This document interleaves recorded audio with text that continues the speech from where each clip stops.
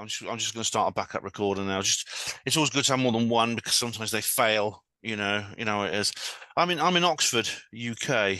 Oh, Um, excellent. I was in Glastonbury last year, so oh right, not at the symposium, was it?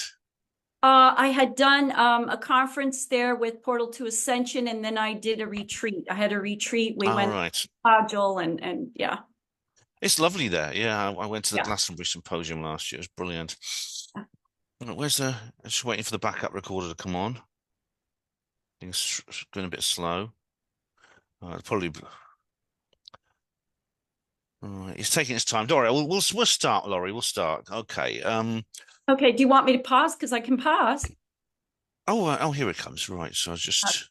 You're good. Right, I'll just press start recording. There we go. And the backup. It won't interfere with the main recorder. It's just like. Okay.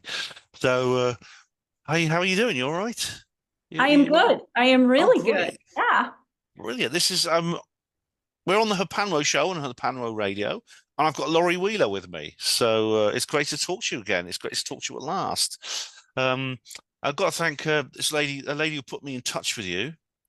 Um, is it it's her name? It's on the Conscious Awakening at network.org. Yes, Sheila Seppi. Yes. That's yeah, Sheila. That's it, Sheila Yep. Seppi. Hmm. And I've had a look at your website, which is wellnesswithin.net.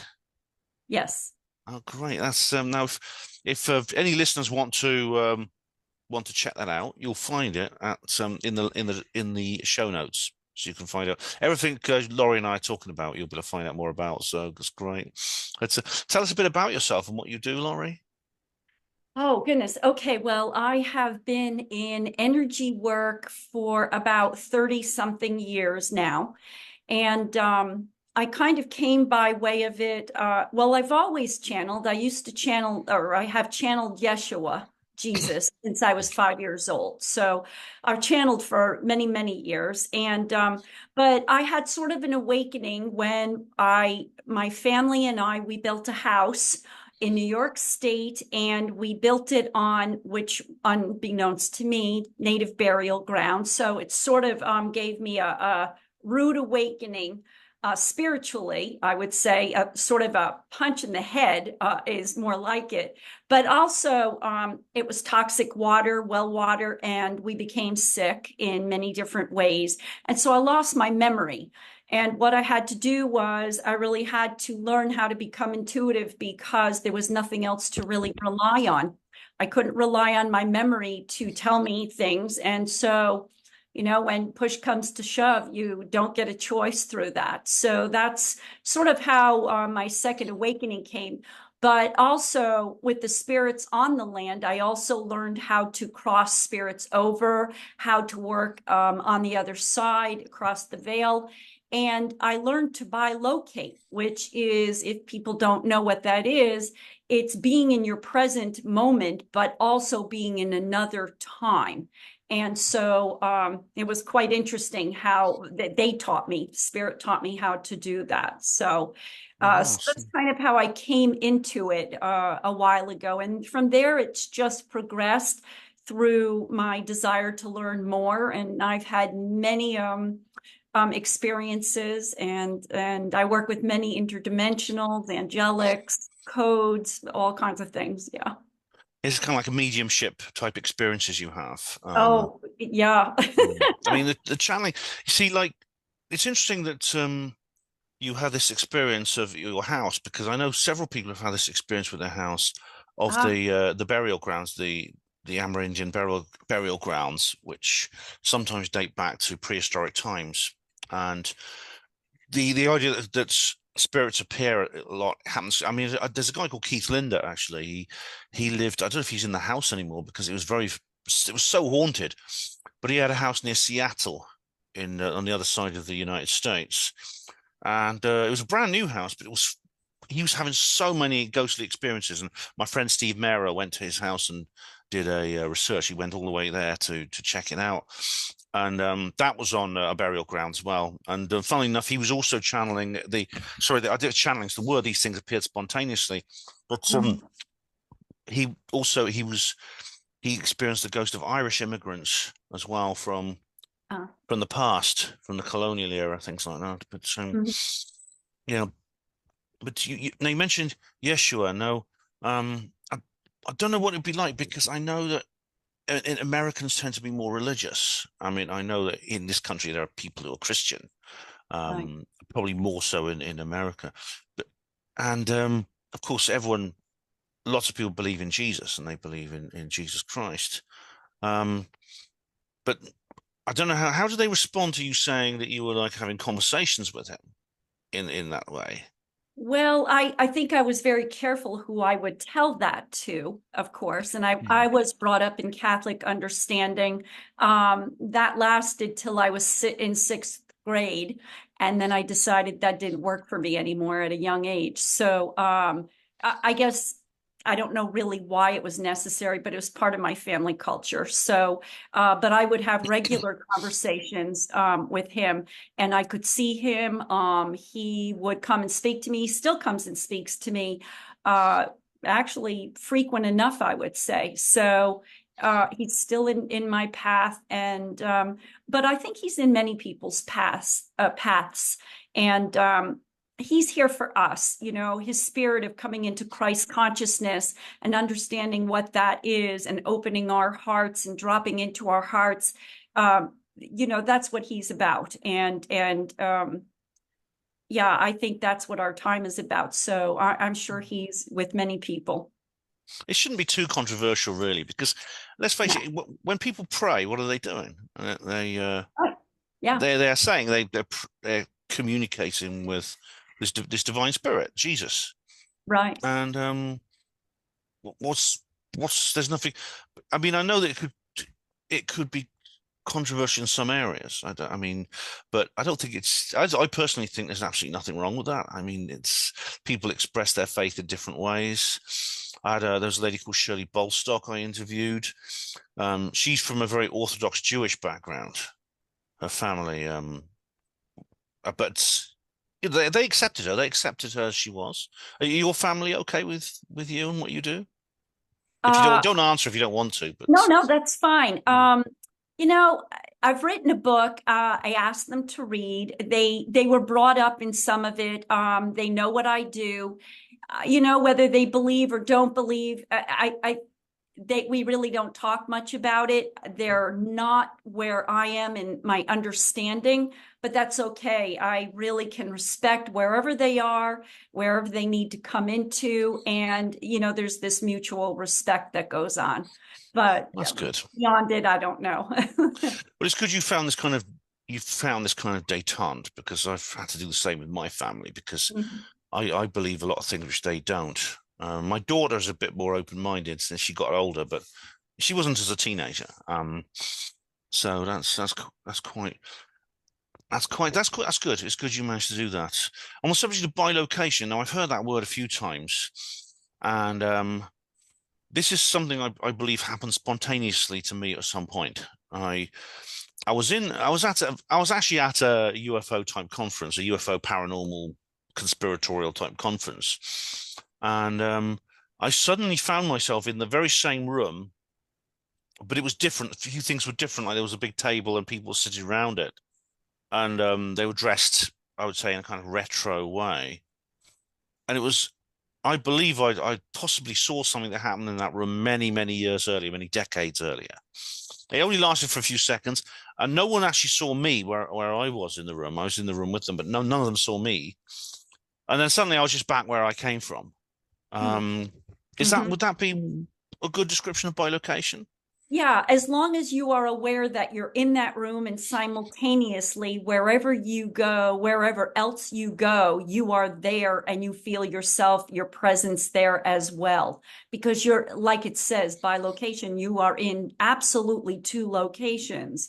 For me, what happened was I was in the backyard of my land and I felt the tree, this old tree calling to me, which was on the burial ground, I found out.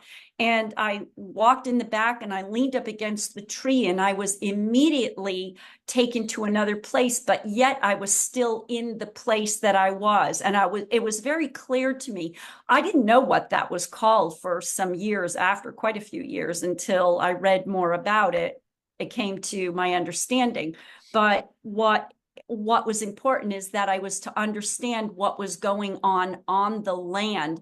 Another timeline is really what it was. I just jumped timelines and was there, needed to understand what was happening, because understanding the puzzle pieces then helped me help people or spirits cross over. And then I was actually taught by the elders how to seal the land so no one else would incur anything that they shouldn't. So it was a great learning, actually. Yeah, and the so this was essential. You do you believe that you were being asked to help, and from your side, from the physical world, you were being asked to help? Absolutely, Mm. absolutely. They told me that. They told me that that was the reason we bought the land, so that there was, and I get goosebumps as I say it now, years and years later. Um, yeah, I was to help those cross over, not only the young spirit that was caught in my house because we built a house, and so we, intruded in her area, but she didn't know she was caught between worlds. So, accessing her father to come and release her and bring her across. But then there were other spirits on the land as well, so helping them cross as well. I know that, they asked me if I would help and guide that, and they would tell me how to do it. And they would teach me many things actually thereafter. So, yeah. So Yeah, my capabilities really opened up. One thing that many people really don't know, and we could get into this a little bit if you'd like. I met Dwayne Ollinger of Blind Frog Ranch, which is next to Skinwalker Ranch.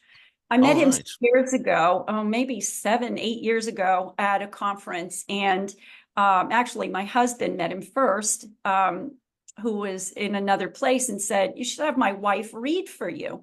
So he came in and I read for him, and I told him a lot of different things that were going on in his life, which he said to me, "How would you even know that?" And I said, "Well, that information is being opened so that I can share with you what's going um, on the land, under the land, over the land, everywhere." But then he also has a partner, Charlie, and you can see him on Discovery Channel. He's got a program there, Skinwalker Ranch. And I read for I've seen Charlie. there's a TV series I've seen of Yeah, that. it is. It Is that is. the one?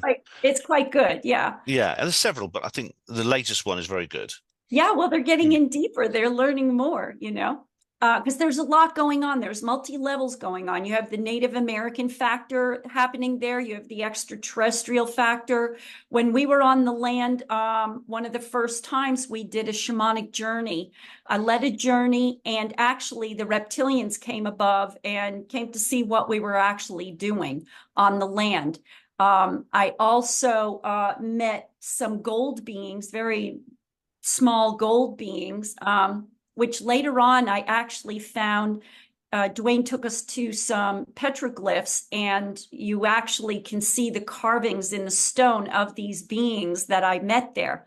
And they were quite benevolent. They were beautiful beings. They shared a lot of information. But one of the fun things when I first met them, the one being came up to me and kind of tipped its head a little in an odd way, and telepathically said to me, "We are as curious about you as you are about us." And it must have heard me, in my mind, thinking, "Wow, I'm so curious about this being." So it answered me. But I'll just mention one of Dwayne's partner, Charlie, on the program. I read for him as well. He was a detective at the time, and one of the spirits of a case that had gone cold for quite a while, she came to me while I was reading for him and showed me exactly where her body was, so that her family, that they would open the case and that her family could put everything to rest. And I think it was within a couple months later, Dwayne had called me and said that they reopened the case and that they did find her body just where I had mentioned. So, Wow. and I've done other police Mm. activity, years ago. So these are the capabilities that opened when, connecting to spirit and remembering who I am. Yeah. Oh, right. That's because that's an aspect I think of paranormal investigation you don't often get. I mean, Steve, to his credit, I mean, he did a good job with Keith's house and with his with the other guy. What was the other guy who went with him? I don't know, but two of them went over from England and investigated. But Hmm. I suppose it's a scientific study, gathering data, gathering evidence of the presence of the spirit. But I suppose the question you have to then is, well, what exactly is this spirit? I mean, we know that I know enough to know that spirits have spirits of the departed. I mean, they're truly incarnate, they are permanently incarnate beings, but they're the spirits of the departed, that's people who lived as we did as human beings. They do retain some memory of the life they lived. Absolutely. I've had experiences myself with um funny enough, I'll tell you very, very briefly, it's a long story, I'll shorten it, but I encountered when I started a relationship, I long time ago in 2016, I had a relationship for 8 years. I'd just been dating this my partner, and I just left her, and about the third time I've been to see her, and I encountered a spirit on a train when I was in a semi-conscious state. I was in half asleep. I was in the hypnagogic state, and that's when I had incidentally, that's when I had that time slip I told you about. And I saw him, but I didn't know what he looked like. I'd not seen any photographs of him. He died in 1988, long before I met Susan, my partner. And when she showed me a photo of him, I was astonished because I couldn't have imagined him, you know. So he had some memory of of the life. He had ability to see into the world he left behind. He was Mm. doing what a living father would do. He was caring for his daughter, wondering what kind of men were hanging around her. He's probably following me around to suss me out, you know. Just understandable. And but I mean, it's like I suppose that I don't know what it's like to be a spirit. Obviously, we're all going to find that out one day. We probably have had that experience before, but Mhm. the question is, what do they want to know? Are they trapped? I mean, you mentioned you helped them pass over. You were asked to help pass over. Are some trapped in the same way that, for example, in movies, there's been some interesting new films that have come out quite recently, which tell ghost stories from the point of view of the spirit, such Right, as The Sixth Sense with Bruce Willis, and right, there's Ghost with Patrick Swayze, right, but which right. tries to explore what would actually not forget what the humans actually investigating the ghost. What if the central character of the film was the ghost? What's it like to be a ghost? You know. Well, yeah, so I can't speak really firsthand from complete conscious memory, but I've done enough regressions, soul regressions with people. I do past life and between lives. And so I get a good smattering of information. And I do, working across the veil and speaking with many and such, and working with spirits, the presence of spirits each has their own frequency, right? So when we call in, when we say, say mom's passed over and we want to talk to our mom. When we put that energy out, that's a specific energy, a specific frequency, resonance, and that speaks only specific to that. In other words, it magnetizes, it calls, it brings it in.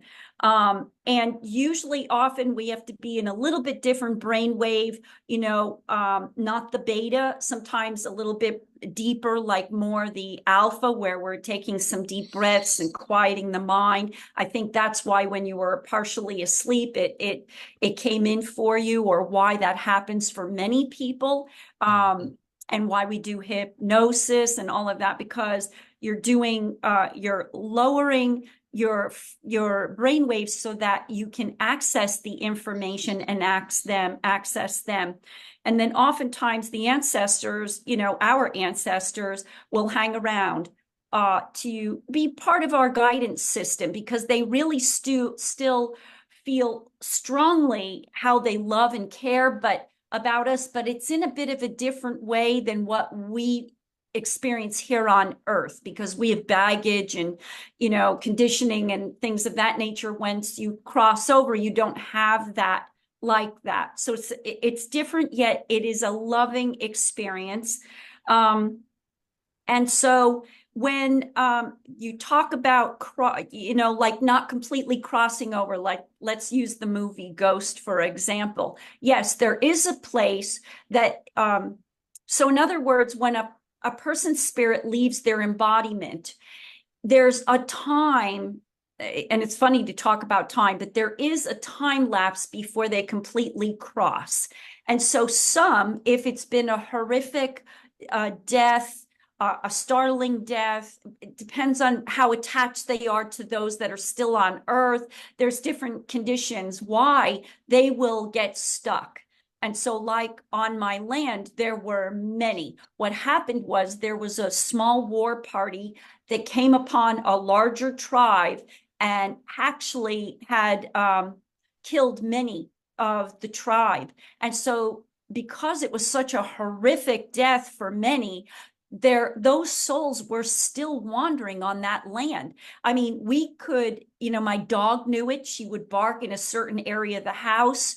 I could feel it. We would see spirits or dark shadows moving through the house. I mean, we knew there was something going on. You had this feeling like when you would go out, you could feel something kind of watching you. You knew it. So even if you didn't know, you could feel something. And so they'll oftentimes communicate through electricity because we're electromagnetic, because a lot of energy that is transmitted is electrical energy. So, this is one way that they'll access us, also while we're sleeping or in these lower brain waves. I'm going to mention that I'm working with a quantum biologist, Dr. Glenn Rain. This is significant to what we're talking about right now, because we work in research together. He's a quantum biologist. He has the equipment to measure electrical energy and how it affects DNA. And so I can transmit energies, those spirits. So we're talking about the presence of spirits, each having its own energy. And we transmit certain ones to enter into the DNA. And I work with these codes also. And so we're transmitting energy in, and then he measures it and he checks to see how much conductivity is going on with that DNA and how it's affecting the DNA. And so it's quite interesting to see the calibration and to quantify this for research in science. Yeah, you mentioned DNA and electrical energy and things like that. I mean, I'm familiar with, for example, the electronic voice phenomena, which is kind of like it appears to be some kind of attempt of communication. But as for DNA, so is there? I mean, going back to the idea of electrical energy and healing, is there some connection there? Does it actually cause, for example, and our body has an electromagnetic field. Right. In what way does it change DNA? And DNA is this very complicated molecule in the center of our cells and things like Right. that. And which, of Yeah. course, it affects the way we grow and the way we change. And of course, it's the fundamental to our health. Your DNA health can, for example, if it's healthy, you age more slowly, you can live longer, things like that, and Right. you have less diseases. But how does that actually work? Well, you have biological DNA and you have spiritual DNA, and there are imprints, energy that holds information. And our DNA is made up of coded information, as is everything else. Would this be Every like, sorry to interrupt, but would this be like what Rupert Sheldrake talks about when he mentions morphogenetic fields? I don't know if you're familiar with Rupert Sheldrake. I'm not, I've heard of him. I've Hmm. heard of his work, but I'm not really privy to what he speaks directly about. Well, because he believes that DNA. He said that DNA manufactures proteins, the building blocks of Yes, life. it But does. he said he believes that the molecule itself, the physical molecule, has been overrated, and it's essentially been. He believes there is like something else beyond it that's Well, actually, yeah, which there sounds are like. atoms Mm. and subatomic particles, and when we get into the different energy patterns is what what also affects our DNA. So the different light frequencies and different patterns that come in. So we're electromagnetic. We know AC/DC, you plug into an electrical outlet, right? We know there's scalar, we know there's quantum. Being able to see all of them, they move in different ways. And it really has to do with the movement and the pattern of that particular energy. And it just adjusts as we move into different types of energy patterns. But they do speak to our DNA, and it's about what do I want to say? Sort of engaging with it and disengaging that which is a part of it. So when it comes to DNA, our biological DNA, and where we have an inheritance, let's say, of cancer. So that's still alive in us. It's still imprinted in it. So it's about disengaging that and not having that produce an outcome. Well, our spiritual is very similar to that. But it has to do with different frequencies, more in a spiritual way. Those that connect to us, the higher energies that connect to us, and that our higher chakras, beyond our 7 chakras, connect to our spiritual DNA. The lower 7 connect to our biological. Yeah. So, I mean, if you go to any doctor, they'll say, "Well, that's crazy. That's nonsense. It's Oh, yeah, nuts." I I know. mean, Yeah. well, I was a hospital porter for 23 years, and I've seen the healthcare system from the inside, and I have a lot of criticism of it, and Mhm. it's I know there are doctors, medically qualified, who've disagreed with that consensus, and they've ended up paying for it really heavily. They've actually lost their licenses and things like that. Ghislaine Mhm. Longto and people. She's a Canadian lady. I don't know if you know Ghislaine Longto. Mhm. She a few years ago she became she was a doctor in Quebec, Canada, and ended up being struck off because she said some of the things that you talked about. I mean about the spiritual side of things. So what's I mean, I'm always curious because there's some people who like have a tendency towards good health, and others seem to have a lot of health problems, and these are not necessarily related. These different health conditions, and there's also not there's no identifiable syndrome connecting them. Hmm. So, Well, a lot of it is inherited, and depending on where you're coming from, your biology, what is activated, the stressors in your life that activate things going on in your systems. And then, depending on what you're doing to rectify, if you're filling your body with all types of chemical medicines and such, your physical body is going to have a much harder time releasing and healing, changing that, whereas working with something that can match the energy that is imbalanced. So for instance, I'm a homeopath of 30 years. So it's an energy medicine that works with mind and body. And we look at a whole person, individual, who you are in your mental, emotional, and physical makeup. And there's main threads that run through.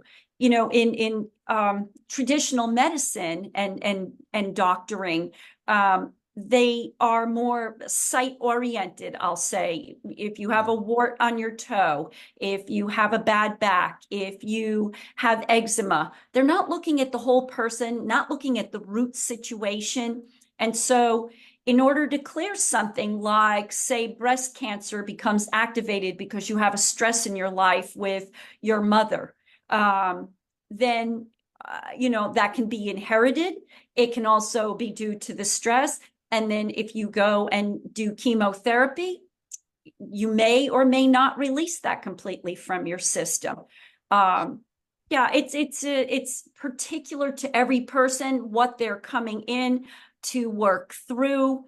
Some people have a lot more than other people to release and clear because possibly in other times they did not clear as much. It's a very particular question to answer in a sort of way. yeah. As far as homeopathy goes, now I know a lot of people who've had good results from homeopathy, and Yes. I would never discredit it in any way.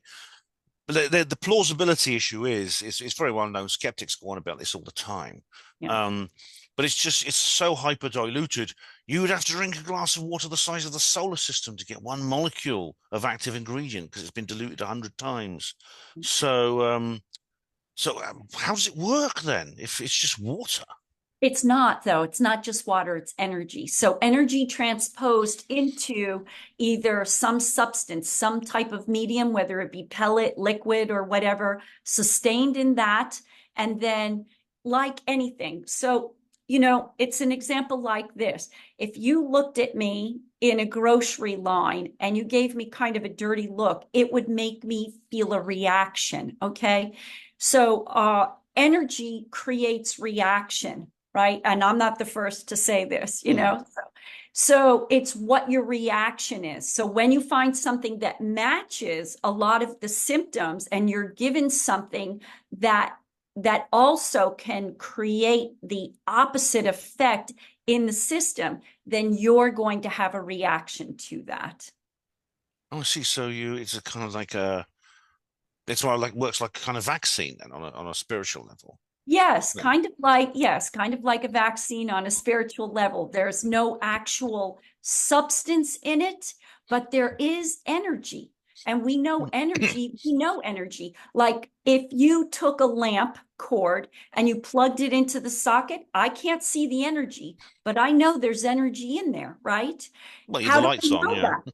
How do we know it? Because we can measure it. So Hmm. this is what the doctor, the scientist that I'm working with, and I are doing. We're calibrating and measuring the conductivity of that energy into DNA. So here's an example. I work with these codes, okay? These codes have been given from different star beings. They've been put together and they found their way to me. Now, you might think, well, they just look like squiggles, but it's the energy that's held in them. It's just like if you were to write your name, there is an energy held in your name because everything is energy, right? If so what we did is we took the codes, the writing of the codes, we put the DNA on it in a container. He measured it. It came out a certain percentage. I think it was like 6%.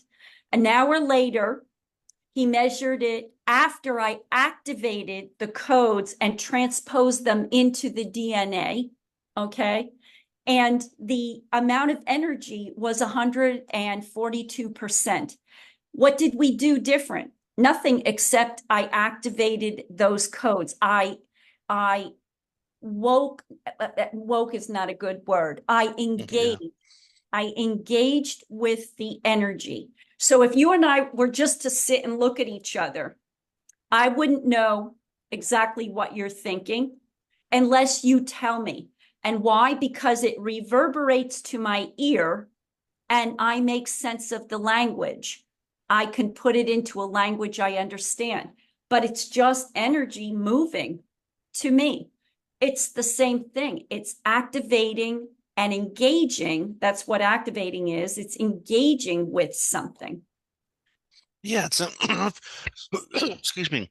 Yeah, I've noticed a little bit about that because water in particular seems to be a very good receiver and it repeats these.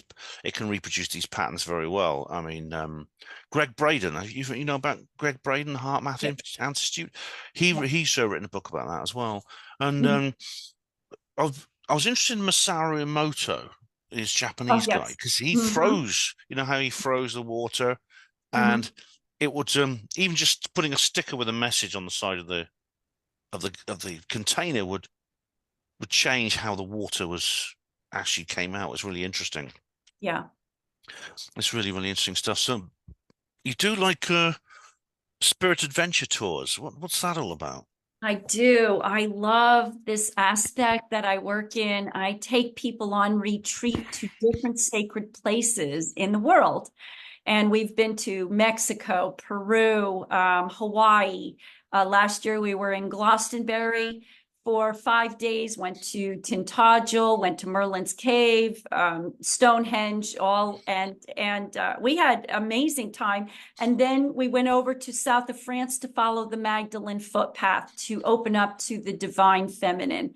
And this year we go to Egypt in November, and I've been guided to go there. We're going to spend 11/11 in the King's Chamber in Egypt and activate, initiate, bring about remembering is really what it is. And the energy right now of Egypt is so incredibly up leveling for people. We're remembering our time because it has to do with taking us through the densities into another dimension. And what that means is viewing our reality in a different way. I mean, that's what it is. It's your perception of the universe and the aspects in which you look at the universe and see your reality. And that's what's changing. That's what's going to move us out of 3D into a different dimension. Right. Yes, there are certain places you can go to, which I like that. I mean, Egypt is one of them. Glastonbury's a place I've been to several times, and last year I wasn't there at the same time as you, but I went to the Glastonbury Symposium in July, which is a really, really cool event. It's a really great event to go to. And I found it changed me. I was like, there is an energy of an area, I believe, that has an effect on people. So for example, I found myself becoming, on the one hand, very joyful and ecstatic, and I felt incredibly uplifted. But at the same time, I found myself being hypersensitive, and I sometimes feel quite irritable because harmless things that people said felt to me like insults, like I was becoming paranoid, Mm. as if I was becoming, as if I developed a kind of very thin skin. Do you know what I Mm. mean? Yeah, And yeah. I had to apologize to a few people because I was very irritated. I was snappy with them at some point and sullen, and it's weird because I'm not normally like that. But this Glastonbury driven me into those extremes. Yeah, Do you know what I mean? I think, Mm. yes, I absolutely do. So we know that Glastonbury is the heart chakra of the earth. Okay. So now what you're saying makes perfect sense, right? So it's uplifting. You're feeling the polarity of your heart, that which pains or what holds in your heart, and simultaneously knowing the beauty and the magnificence of who you are as a person. And it's a dichotomy in a sort of way. It's like feeling these two aspects of you, and it's all of you, you know. And what's very difficult is to feel the pain of who we are, you know, the Mm. shadow side. But the shadow side, it's interesting, you know, we all want to get rid of the shadow side, but the shadow side is there to teach us, to help us Yeah. propel into the light so that we want to be of the light, so that we grab hold of the light. And some do, some don't. But it's how we grow ourselves. Yeah. Yeah. I mean, other places have had an opposite effect on me. For example, last year, well, a few months ago, it was actually November. I went to Las Vegas. Um, Yeah. there was a place called Stairway to the Stars. You know what I mean? Because you laugh because you understand that place doesn't get Uh, on with a lot of people don't fit in there. If you're, it's a it's heavy energy there. yeah, Heavy, there's multi things going on simultaneous. It's one of the dark places, you know, it yeah, really is. Yeah. And it holds it. So, you know, in timelines, you know, so let me just explain what a timeline is for viewership if they don't know. Time does not exist in the way that we think of it, like in a calendar, day by day by day, hour by hour. But that's outside of our dimension that it exists like that. I mean, in our dimension, it exists like that, day by day and such. Outside, it has to do with gravity. It has to do with 3 dimension. It has to do with that. When we get outside of that, there are multi times happening simultaneously, multi thousands of different times happening. So, you know, you could say what was going on in Vegas 40, 50 years ago is still going on, but we're standing in current time today, but we still can feel that happening. Same with Glastonbury, right? It's gone through a lot of its changes and it's working to change others, but it carries the energy from long ago. And that's what people are called to, that experience, because they want to feel that. And that timeline is in existence right now. Same with Egypt. It's very high energy. It's there to bring us to remember, help us remember what and who we are. Very important right now. Mm. Oh yeah, I mean, a long time ago, decades ago, in near Las Vegas, there were numerous nuclear tests. Mm. And this was in the 1940s and 50s. People didn't realize the danger of doing nuclear tests near a populated area, and radioactive clouds covered the whole place. And the place all through the 20th century and to now, it's been a place of shallowness and materialism. Mm-hmm. And I could feel it. I really could. I became quite ill. I wasn't irritable with my friends. If anything, I became very close to my English friends I went over there with, and I sort of clung on to them. But Mm. I didn't leave my hotel room for 2 days at one point because I was really ill. We went like 5 days before the conference. Once I got to the conference, I was fine. I don't know if you know Stairway to the Stars. Oh, If you've read, yes, I do. Very much. Yeah. Mm-hmm. it was a brand new one that's just started. It Right. was lovely. Once I Yeah. got there, I was fine because Yeah. I was back in that high energy state. Because it's Yeah. actually very similar to the Glastonbury Symposium. It's bigger, actually bigger and more elaborate, but it's Mm-hmm. very similar to that. It's Yeah. well worth going to, I'd say. And that was at the Luxor complex, which is all designed to look like ancient Egypt. It's in a big pyramid, a big black pyramid.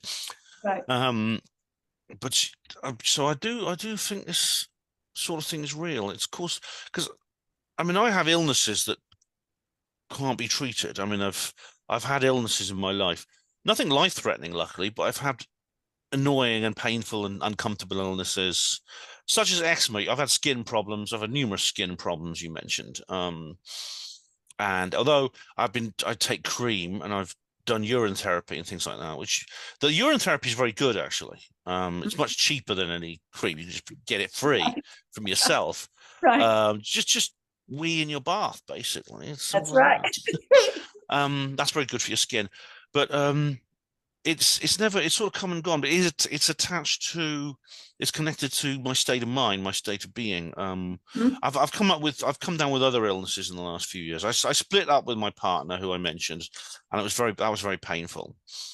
Um, I've had other things such as my my first my first daughter was stillborn, and Oh, sorry. Wow. thanks. And so when my second daughter was born, I mean she's fine. My second daughter, she'll be 30 soon. I mean she's grown up. But when my second daughter was being born, I had terrible tonsillitis.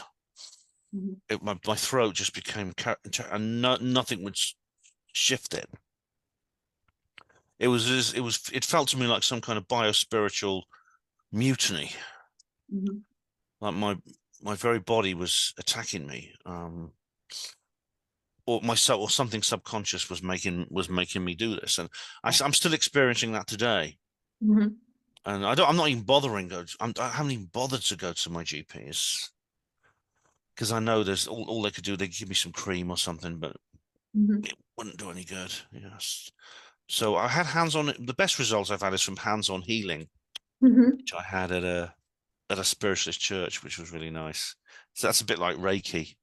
It is. Mm, Yes. Mhm. Yeah. Yeah. Oftentimes it's good to look at what's going on in a person. What are mm, they feeling at the time of illness? And that will tell you a lot of information. And then what's going on in their life also. yeah. So how do they feel about things? And what is actually going on? And then you look at the illness, and you can usually derive some information out of that. And that's how we find out what a little bit deeper understanding of things, you know. So if you think about your throat, your Mm, tonsils, they absorb poison, you know, because that's what mm, tonsils do, right? Could have been something at the time, you know, really bothering you, fear, holding your thoughts or what you wanted to say back, It could be numerous things, and I don't want to go into it, on Hmm. air right now. Fair But enough, yeah.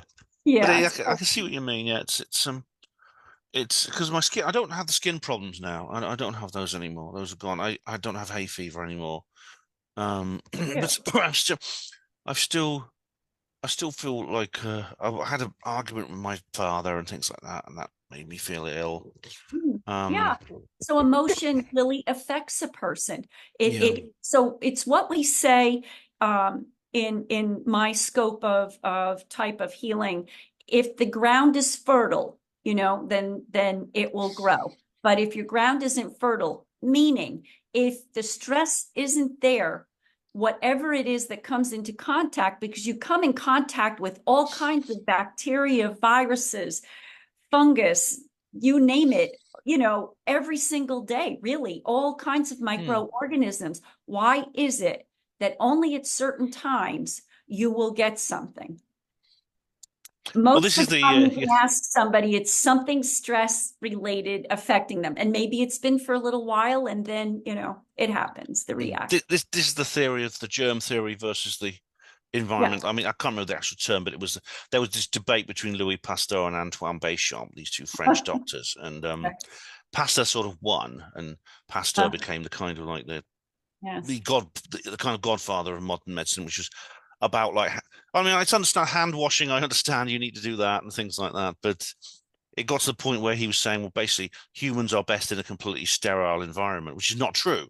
No, it's not If you were true. in a if you're in a sterile environment, your immune system would cause all kinds of problems for you, and it does. It does if you live in too clean an environment, and things like asthma and things like that, and eczema come out of that. I think they're autoimmune things. Well, we're created to be in a symbiotic relationship. Terrain theory. That's it. Yeah. Yeah. And so you have some of the worst type of bacterias, viruses, molecules going on in your system, microorganisms, I meant, going on in your system, but because they live in a balance. And so what it really says is that we have to keep ourselves in balance, and this is the real key. So many people now are looking at how to create balance for their life. So, I want to say part of during the COVID situation, what happened was people were staying home, they weren't interacting as much and such.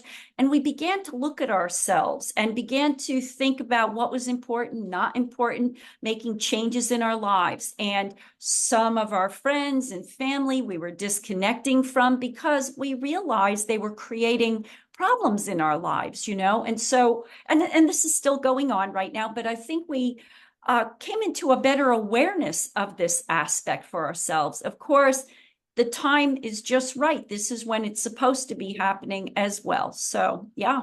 Yeah. I mean, you mentioned the 11/11. I'm going to come back to that because you're Sure. going to experience the 11/11 in Egypt. Um, I've heard about, I remember the 11/11 thing began sort of like soon before the 2012 Mayan calendar day. Do you remember that? And everyone kept saying, I keep looking at the clock and it's always 11/11. And Yes. I saw this random number and it was 11/11. And what's that all about? And why is it so important to go to Egypt at these and places like that at these moments? Well, they're high energy moments. They're when things are, the energy is of a, I want to say the portals open for the energy. It's like the Lion's Gate during August and other times of the year, solstices, let's see, the Mayans knew that there were at certain solstice when the light came in and it hit a certain way. When I was in south of France, the one of the small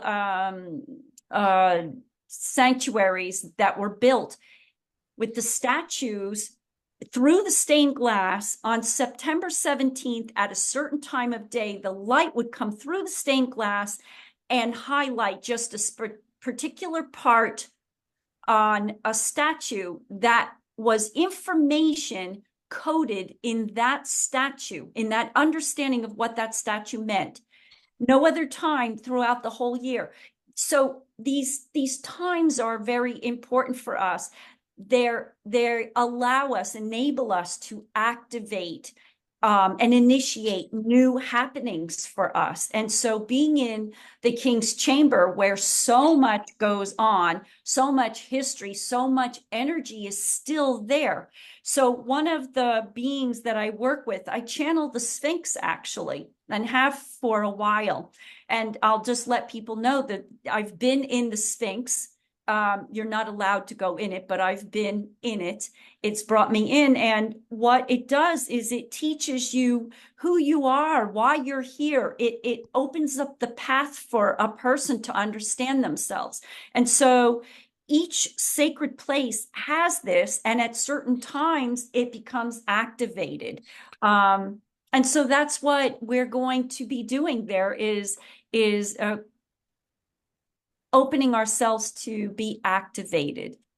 Oh, cool. You say in the Sphinx. I mean, the I'm is there sorry, in the pyramid, in in the the pyramid? Oh, I see. chamber. Yeah. Yeah, sorry.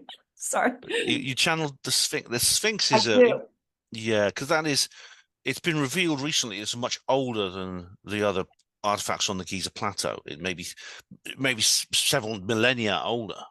Yes, and Because it has actually, rainwater erosion patterns, and there was no rain. It was still dry in Egypt in the ancient Egyptians because they had to wait for the flooding of the Nile to irrigate the land right. because it didn't have rain. But it used to be wet. It used not to be a desert. Yeah. Well, Um. they do feel that the Sphinx, so actually I'm going to reveal something. I don't know if everybody knows this, but there actually were two Sphinxes. There was a male, I don't know if Sphinxes is the plural, but there was a male, and the one that exists now is the feminine. And then when one of the pharaohs came in and changed the facing of it, but it was there to built, and a lot of information is held in the Sphinx. This is what she tells me. Everything mankind needs to know is right here. That's what she tells me. And that's powerful when you really think about it. But how do we access that information? It's there. It's for us to access, but we have to come to a certain point for us to be able to really utilize what that information is telling us. That's why where we are right now, we're not farther where we are than where we are, because we're not ready to hear what is on the horizon, so to speak. Yeah, but it has a lot to share. So do the hieroglyphs and the walls of the temples and such. They also want to share information. So I work in psychometry, which is I can put my hands on something or be close to something, and I can hear the history, and I can tell what it's saying. And so I want to translate that for people as well. Yeah.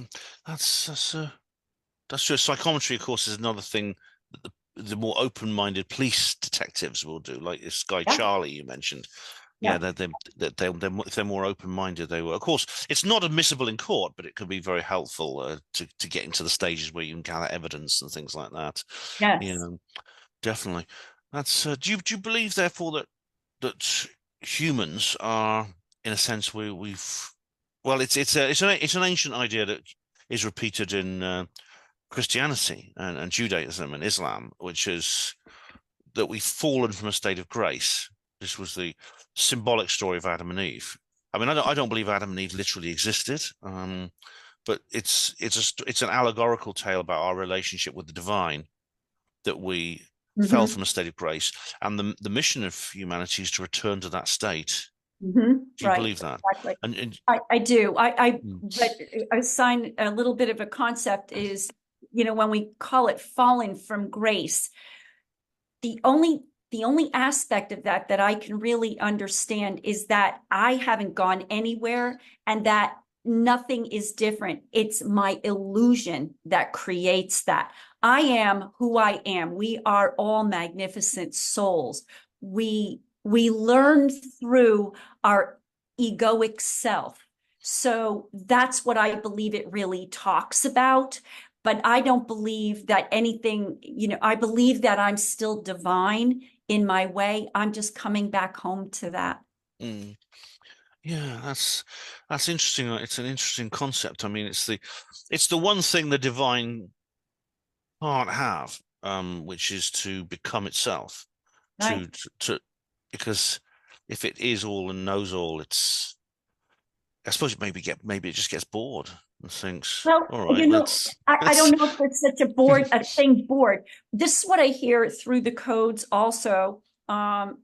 As they share with me information, they tell me where our souls are like, and life is like a kaleidoscope, you know. So if you've ever looked through a kaleidoscope, source begins, okay, and source wants to know everything and more and more and more and more. And when we reach a certain point, we're going to come back and kind of do it again, but maybe in a different flavor, right? So it's this concept of the kaleidoscope constantly changing, constantly. But as it changes, it grows, it learns more. This is what it's about, you know? And to look at it intellectually, you say, what? well, it's I want to do that, you mm. know? Well, another of my guests, a regular guest, actually, Anthony Peake, he often talks about. It sounds a bit like what he talks about the infinite recurrence and the you go through cycles and cycles and greater cycles, and eventually you eventually get somewhere. You eventually arrive at a certain place in this eternal journey, but the journey doesn't end; it goes on to other things and etc. Now, I wanted to ask you. There's another thing I wanted to ask you about here from your website: dream vision. Now, is this to do with like actual dreaming? Well, you know, dreaming, when you ask a shaman that question, a shaman will tell you that the reality actually exists in the dreams and that this is not our reality. So it's like the question, which comes first, the chicken or the egg? You know, it's a matter of perspective, as is everything, right? So when you look at dreaming, dreaming can be lucid dreaming, it can be meditation, it can be any type of outside of your real intellectual thinking, you know? And that's why I call it dream vision, because it's all about what you envision during this sort of like what we think dreamy state, you know? And we all do it. We all stop for a moment, like we kind of, get caught for a few minutes and then we come back in our head again. We do it quite often, every single day, numerous ways. And so, yes, I think about it's just a different way to see something. Yeah, it's. I mean, I'm interested in dreams themselves. Funny enough, sometimes I can't remember dreams. I get little tiny little kind of like clips of them, tiny little. It's the moment it appears in my head, it just disappears. A moment, they're like that, and then they come, and then more come along, and then I remember them. And so, for example, I had a little sleep this afternoon, and I remember the dream I had very clearly. It's Mm-hmm. it's it's. I remember I was in this hotel, and it was a bit like the one I stayed at when I went to Contact in the Desert, where I'd just been. But it wasn't the same place. It was very different in many ways, and I was trying to help someone find their luggage and things like that. It was very, very interesting. I sometimes wonder where these things come from. I mean, the idea they have a deeper meaning, of course, even materialists like Freud accepted that they have a deeper meaning Right. and they reveal something about yourself which you don't necessarily know in your Yes. own world. I mean, Well, like, dreams can be multi things happening. So some dreams are about how your um, subconscious, which is your conscious pulling in and storing in sort of what I call the back shelf, and then it comes awake and alive at night when we give it more permission and the mind chatter quiets down. So we're holding different things, patterns and ideas and things in that up on that shelf, it comes awake. So let's take something, like I remember having a dream many, many years ago, and Arnold Schwarzenegger was in my dream. And I thought, what's Arnold Schwarzenegger? And then I asked myself what I would say to somebody. Well, what does Arnold Schwarzenegger mean to you? What's my reaction? My reaction is, well, he's this very strong, man, and powerfully, physically powerful, and that. And so in the dream, that's exactly what it was. And it was depicting something of power and strength. And so now you can start picking apart your dream and understanding it better when you understand the themes behind the symbols, because that's just what they are, symbols. But then there are other times where we go other places, when we don't stay. Part of us goes off somewhere else. We're visiting all different places, having different experiences, and you may be bringing in parts of that. There's another aspect of the soul in that we're not only in one place. Our soul, depending on the wisdom of your soul and your maturity, you may be in multi places simultaneously. You could be on another planet. You could be in another part of the planet itself, like Earth. You could be in numerous places. And again, this does depend on the maturity of your soul, how many times, how capable, and all of that. So we'll say young souls really don't do this like an older soul does. And so you may be also receiving in some way some type of energy information coming from that happening as well. So to just dissect a dream, it's not so easy.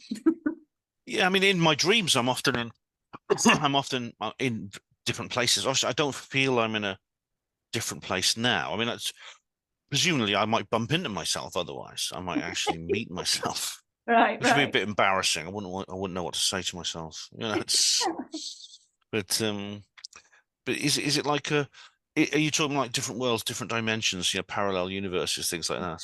Yeah, Right. yeah. It could be all kinds of things going on, And Mhm. as we're waking up more and we're coming in tune, we're coming into a higher attunement and a higher resonance, we're more capable of receiving and actually being aware of that now. So I hear that with people's dreams as I take information. Yeah. Oh, great. Well, we're gonna have to leave it there, I think, Laurie. But it's been great to talk to you, and it's been really interesting. I'm sure Welcome. we could talk for much longer about all kinds of other things because you obviously have a wide variety of different knowledge fields and activities. So it'd be great to get you back one day, get you back on the show. But this show, I mean, I know we're talking to each other. We've got the camera on, but it's audio only, so we don't need the images. It's just nice to be able to see each other, I think. Okay. It's much easier to talk to people when I can see them. But this show goes live 8 p.m. It's because we're pre-recording now, but every 8 p.m. every Thursday UK time it goes live. And I'll send you the notice. Don't worry, I'll send you the notice. It'll probably be next week, but it could be 2 weeks or 3 weeks. It depends. But I will let you know in advance. And when the show's gone live, it's immediately a free podcast, which you should be able to download. I'm still working on. What I do is I'll download it and put it into archive.org so that people can download it there if the Spreaker system doesn't work. It's a bit of an ongoing problem I've got with my station. But so if people want to know more about you, what's the best way they can get in touch with you? Well, they can go to my website and send me, their contact information. That's probably the easiest way. And Hmm. that's wellnesswithin.net. Easy to find. I also have a Roku channel so they can find all that information. Those links are on my website. Yeah, it tells a little bit about everything that I do as well. Excellent. I found other interviews with you as well online, so people can listen to other people talking to you, which is great. And I'd say to listeners, like if you go to the show notes right now, you'll see a link to that particular website. So get in touch with Laurie and let her know you're interested. And well, Laurie Wheeler, thank you very much. It's been Well, great to talk to you. oh, it's been my pleasure. Thank you so much for having me. I loved sharing with you. And if don't hang up, I just want to mention something when we're finished here. Yeah, sure. So this has been the HPANWO show on HPANWO Radio with me, Ben Lynn Jones, and Laurie Wheeler. So thanks very much. Okay. Yeah, that's the end. That's it.